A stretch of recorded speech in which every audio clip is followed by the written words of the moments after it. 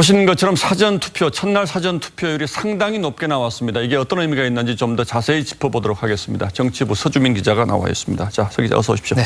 자, 오늘 투표하신 분들은 투표할 의향이 상당히 높은 분들, 그러니까 다른 표현을 하면 정치적 소신이 뚜렷한 분들, 이런 분들이 아무래도 많이 나왔다고 봐야겠죠? 그렇습니다. 이 앞서 선관위 조사에서도 이번에 반드시 투표하겠다라고 했던 이 적극 투표 의향층이 10명 가운데 7명으로 이 역대 총선 가운데 가장 높았었습니다. 그런데 이 실제로 그런 흐름이 좀 나타나고 있다, 이렇게 볼 수 있겠습니다.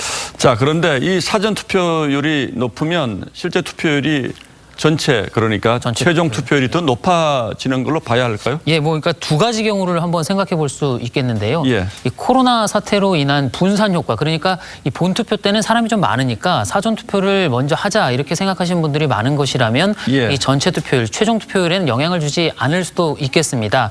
하지만 이 최근 전국 단위의 4차례 선거를 한번 살펴보면 사전 투표율이 높으면 전체 투표율도 높았습니다. 그러니까 이제 인과관계는 알 수 없지만 분명히 상관관계는 있다, 이렇게 볼 수 있겠습니다. 예, 아무래도 전체 투표 숫자는 좀 많아질 수가 있겠죠. 그렇죠. 예. 역시 가장 큰 요인은 코로나 사태라고 봐야 할까요? 어떻습니까? 그렇습니다. 여러 가지 해석이 나오긴 하는데요. 일단 전체적으로 투표율이 지금 점점 증가하는 추세라는 점을 먼저 좀 감안을 해야 할 것 같고요. 예. 말씀하신 것처럼 이 코로나 사태가 좀 영향을 미쳤다는 해석이 많습니다. 이 코로나 사태는 건강, 그리고 이 활동 반경의 제약 등 나와 직접 연관된 사안이기 때문에 선거에 대한 관심이 높아졌다는 분석이 있고, 또 이 비례정당 대결 등 이 진영 간 대결 양상이 뚜렷해지면서 지지층이 지금 결집 양상을 보이고 있다는 해석도 있습니다. 예, 해석하기가 좀 쉽지 않은 것 같은데, 그럼 각 정당별로 이 사전 투표율이 높은 거를 어떻게들 해석을 하고 있습니까? 예상하시는 것처럼 일단 여야 모두 이 각자 자신들에게 조금 유리한 것으로 보고 있습니다. 예. 여당에서는 정부의 코로나 방역 대책에 긍정적인 여론이 많다는 점을 강조하면서 이 정부 여당을 지지하는 표심이 많은 것이란 해석을 내놓고 있고요. 반면에 야당에서는 숨은 분노, 또 이 정부에 대한 실망감이 높은 사전 투표율로 이어진 것이라면서 기대감을 보였습니다. 자, 역시 각자 유리한 쪽으로 아전 인수식으로 해석을 하고 있군요. 자, 어쨌든 뚜껑 열어보면 알 텐데 오늘 한국갤럽이 총선 전 마지막 여론조사 결과를 발표했죠. 그렇습니다. 나왔습니까? 지난 8일까지 실시된 여론조사라서 공표가 된 건데요.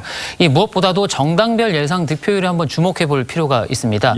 이 단순히 어떤 정당을 지지하느냐를 묻는 게 아니라 내일 투표를 한다면 어떤 비례정당을 찍을 것이냐는 이 보다 직접적인 질문에 대한 응답을 바탕으로 한 수치인데요. 그걸 보면 미래한국당이 30%, 더불어시민당이 28%, 정의당이 16%, 열린민주당이 10% 순이었습니다. 이걸 의석수로 한번 환산을 해보면 미래한국당이 16석, 더불어시민당이 14석, 정의당이 8석, 열린민주당이 6석 정도를 가져가는 것으로 나옵니다. 일주일 전의 예상치보다는 더불어시민당은 2석이 줄고요. 정의당은 2석이 늘었습니다. 예, 그러니까 이 여론조사는 그저께 8일까지 조사한 그렇습니다. 이거니까 앞으로 선거 결과에 따라서 어떻게 될지는 또 모르겠죠. 자, 어쨌든 이번에는 사전 투표율이 상당히 높아서 이게 또 어떤 변수가 되지는 않을까라는 전망은 해보도록 하겠습니다. 자, 서주민 기자 잘 들었습니다.